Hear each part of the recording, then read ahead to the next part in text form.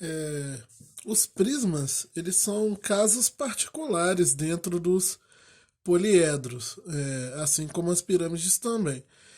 Porém, dentro dos prismas, nós temos outros dois tipos de casos particulares de prismas. Um deles é o paralelepípedo retângulo e o outro é o que nós chamamos de cubo. Ambos já foram estudados com certeza durante no decorrer do ensino fundamental. Você já todo aluno se depara com essas figuras no estudo de geometria espacial iniciado no ensino fundamental. Só que aqui nós vamos aprofundar alguns detalhes que nós podemos ver sobre essas figuras. Primeiro, começando com o paralelepípedo retângulo. Que figura é essa? O paralelepípedo retângulo ele nada mais é do que o prisma de base quadrangular, ou seja, prisma de base retangular. A base do prisma é um retângulo de arestas A e B. Ele pode ser também, se eu olhar para ele como um poliedro, ele é um hexaedro, né? Ele possui 6 faces. Mas ele é o prisma retangular. A base é um retângulo. Então, se eu quiser, por exemplo, calcular a área da base, eu estou considerando aqui a base como sendo é, os retângulos de lado A e B.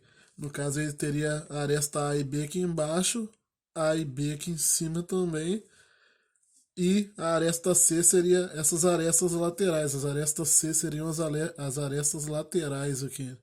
Então teria A e B aqui, A lá atrás, B lá atrás por cima, perdão, A lá atrás também, B seria os valores dessas arestas aqui. Então eu teria essa figura. Se eu quero calcular a área da base dessa figura, vai ser a área desse retângulo que nós estamos chamando de base, que é A vezes B, ou seja, base, famoso base vezes altura aqui para o retângulo. Então A vezes B seria o valor da base, da área da base desse retângulo. A área lateral, observe o seguinte, esse paralelepípedo, essa figura que nós estamos chamando de paralelepípedo, ela é formada por é, 3 pares de retângulos iguais. Aqui na frente, digamos assim, vou chamar de frente, nós temos o retângulo que tem a base A e a aresta lateral aqui como a altura dele C, então é o retângulo. Eu vou desenhar eles. Eu tenho um tipo de retângulo, que é o retângulo que tem a base A e a aresta lateral C como lados, então AC. Eu tenho outro retângulo que tem aqui a aresta lateral como um dos lados e como base ele teria esse outro lado B. Então aqui o retângulo que tem lados B e C.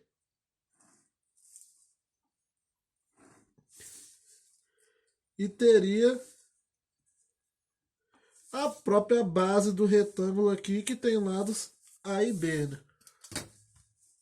A própria base do paralelepípedo, perdão, que tem lados A e B. Então seria mais ou menos essas figuras aqui, as faces laterais do meu paralelepípedo retângulo, A e B.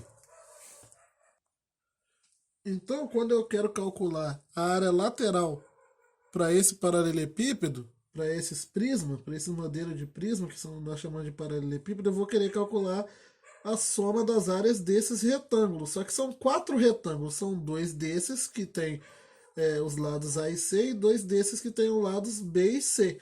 No caso, então, a área seria 2 vezes a área desse retângulo que é AC, então 2AC, mais 2 vezes a área desse retângulo que é B vezes C, ou seja, BC. Observe então que a área lateral seria, eu posso colocar, aqui é 2, né? Eu posso colocar o 2 em evidência e ficar com 2 que multiplica AC mais BC. Preciso ficar decorando essas fórmulas? Não, não preciso ficar decorando essas fórmulas, eu também não recordo, toda vez que eu preciso delas eu observo essas relações. Só que é sempre interessante nessas figuras que têm particularidades nós enxergarmos, pelo menos uma vez na vida, nós pararmos para analisar essas particularidades, porque isso fica guardado na nossa memória e em algum dia nós podemos acessar isso. Aqui, a área total seria, além dessas áreas, desses 4 retângulos, sendo 2 desses e 2 desses, nós teríamos também a área das 2 bases, que seriam esses retângulos de lados A e C, AB, perdão. Então, um retângulo de lado AB.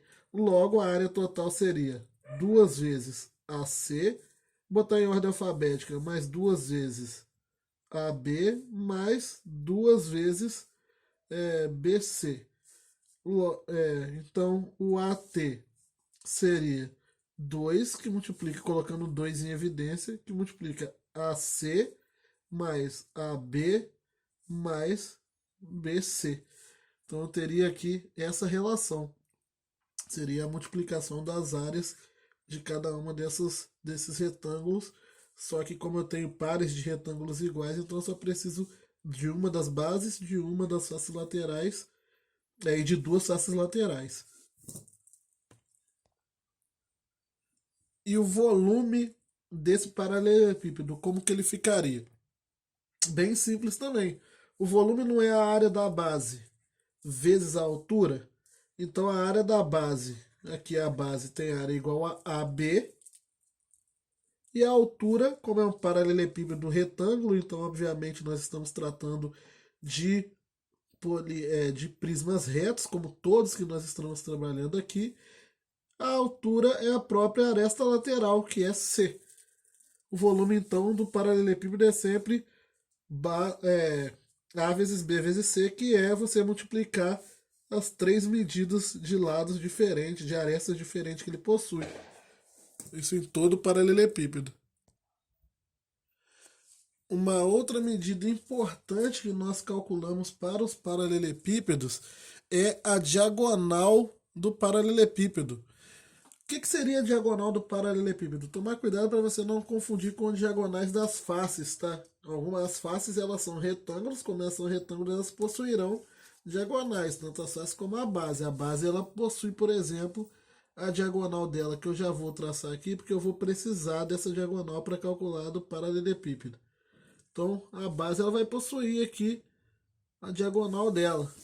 Esse retângulo aqui que possui essa diagonal passando aqui no meio da base. Depois eu coloco uma variável ali para ela, que eu vou precisar. Qual é a diagonal do paralelepípedo? Ela é esse valor dessa reta, desse segmento de reta que passa aqui por dentro do paralelepípedo, ligando vértices opostos, que não vértices opostos aqui dentro do paralelepípedo. Seria esse segmento de reta aqui, ó, ligando um vértice que está na base de cima com outro vértice que está na base embaixo, em diametralmente opostos, digamos assim. Então, esse valor aqui é o que nós vamos chamar de diagonal do paralelepípedo. E tem como eu calcular o valor dessa diagonal, observando esse triângulo que eu formei aqui. Eu formei um triângulo nessa figura, que é o triângulo que possui como os lados a aresta lateral e possui aqui como um lado. A folha está escorregando, perdão. A aresta lateral, que essa aresta lateral aqui é C, que ela está passando lá atrás, que seria o equivalente desse lado aqui. Ele possui aqui, ó, ele vai ser um triângulo retângulo.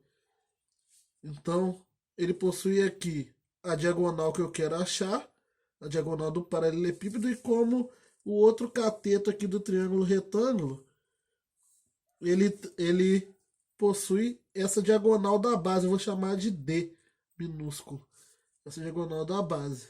Por que ele é um triângulo retângulo? Porque isso aqui é a altura, né? Obrigatoriamente a altura aqui tem que formar um ângulo reto com a base, para ela ser a altura do paralelepípedo. Então ela vai formar um ângulo reto com essa diagonal. Se ela forma um ângulo reto com a base toda, ela forma com qualquer reta dessa base, inclusive com a diagonal.